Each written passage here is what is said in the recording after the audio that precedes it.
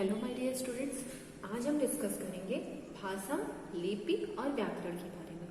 ठीक है, तो हम स्टार्ट करते हैं। भाषा किसे कहते हैं? सबको पता है भाषा किसे कहते हैं?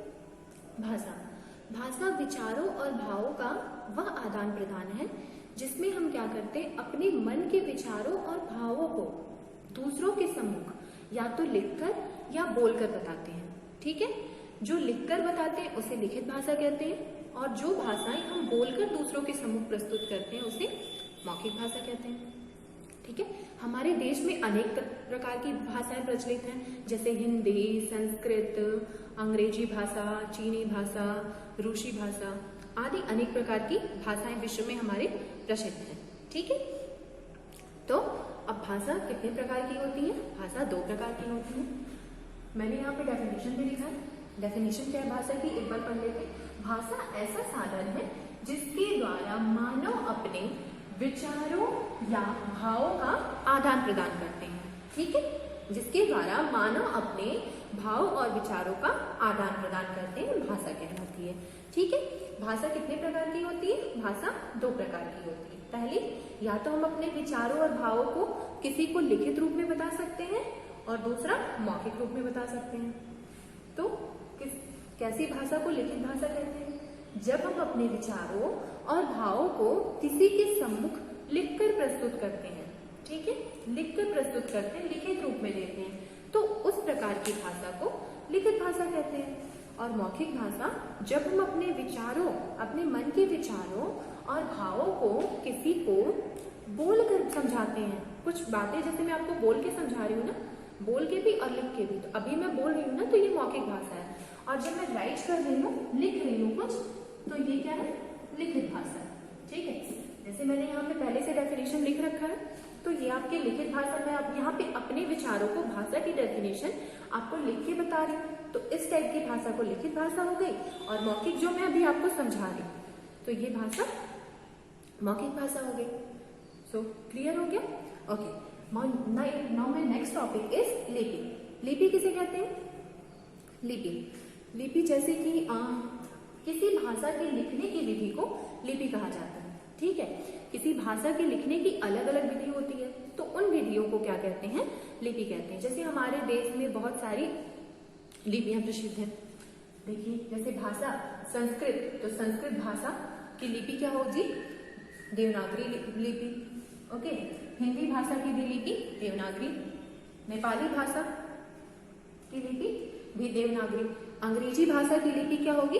रोमन लिपि, उर्दू फारसी लिपि। ठीक है, तो क्लियर हो गया? किसी भाषा की जो लिखने की विधि को, किसी भाषा को जिस विधि में हम लिखते हैं उसे लिपि कहते हैं। ठीक है, और नेक्स्ट टॉपिक है बोली। अब बोली किसे कहते हैं? बोली तो सबको पता होगा।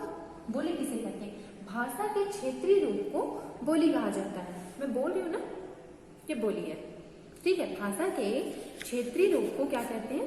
बोली कहते हैं। जैसे कि और हमारे देश में बहुत, जैसे छोटे छोटे क्षेत्रों में बोली जाने वाली भाषाओं का एक स्थानीय रूप होता है, उसे बोली कहते हैं। ठीक है, जैसे अलग अलग देशों की जो बोलियां होती हैं, अलग अलग क्षेत्रों की जो बोलियां होती हैं, वो अलग अलग होती हैं। ठीक है, जैसे सूरदास और तुलसीदास ने ब्रज और अवधी बोली में साहित्य की रचनाएं करके इन बोलियों को भाषा का रूप प्रदान किया है। सूरदास और तुलसीदास ने क्या किया? ब्रज और अवधी बोली में साहित्य की रचनाएं करके इन भाषाओं को प्रचलित किया है। ठीक है, और जैसे कि हमारे देश में बहुत सारी बोलियां प्रसिद्ध हैं, जैसे कि हिंदी में ही उपभाषाएं आ जाएंगी आपकी, पश्चिमी हिंदी, और वहाँ पे बोलियां क्या क्या यूज की जाती हैं, क्या क्या प्रयोग की जाती है, जैसे ब्रज भाषा, खड़ी बोली, हरियाणवी, बुंदेली और कन्नौजी। पूर्वी हिंदी, अब पूर्वी हिंदी में बोलियां क्या क्या आती हैं? पूर्वी हिंदी के अंतर्गत बोलियां आती अवधी बोली और छत्तीसगढ़ी बोली। ठीक है, और नेक्स्ट हो जाएगी जैसे बिहारी हिंदी, तो बिहारी हिंदी में आपकी ये सब उपभाषाएं हैं। बिहारी हिंदी में आपकी बोलियां क्या क्या आ जाएंगी?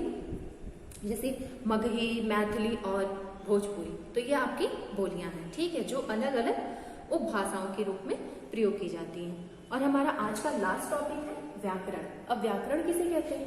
व्याकरण तो पता है ना आप सबको, व्याकरण किसे कहते हैं? भाषा के नियमों की जानकारी देने वाला वह शास्त्र, मैंने यहाँ पे भी लिखा है, भाषा के नियमों की जानकारी देने वाला वह शास्त्र जिसके द्वारा हम किसी भी भाषा के शुद्ध रूप की पहचान करते हैं, किसी भी भाषा के शुद्ध रूप की पहचान करते हैं, व्याकरण कहलाता है। ठीक है, भाषा के नियम का वह शास्त्र जिसके द्वारा हम क्या करते हैं, भाषा के शुद्ध रूप की पहचान करते हैं, व्याकरण कहलाता है। जैसे व्याकरण के अंग, अब व्याकरण के भी 3 अंग होते हैं, वर्ण विचार, शब्द विचार और वाक्य विचार।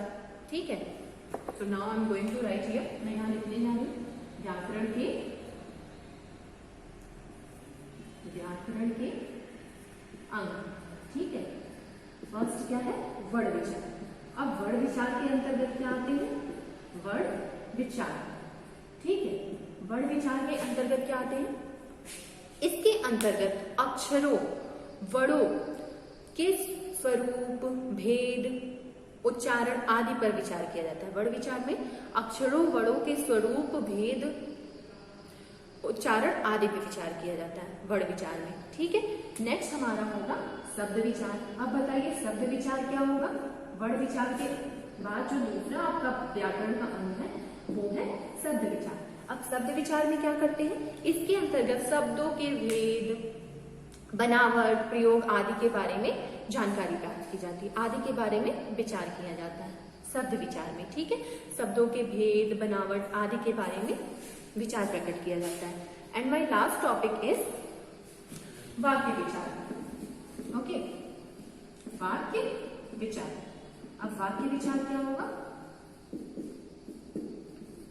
वाक्य विचार इसके अंतर्गत वाक्यों के भेद, उपभेद, प्रयोग आदि पर विचार किया जाता है। वाक्यों के भेद, उपभेद और उनका कहाँ कैसे प्रयोग करना है वो वाक्य विचार में किया जाता है।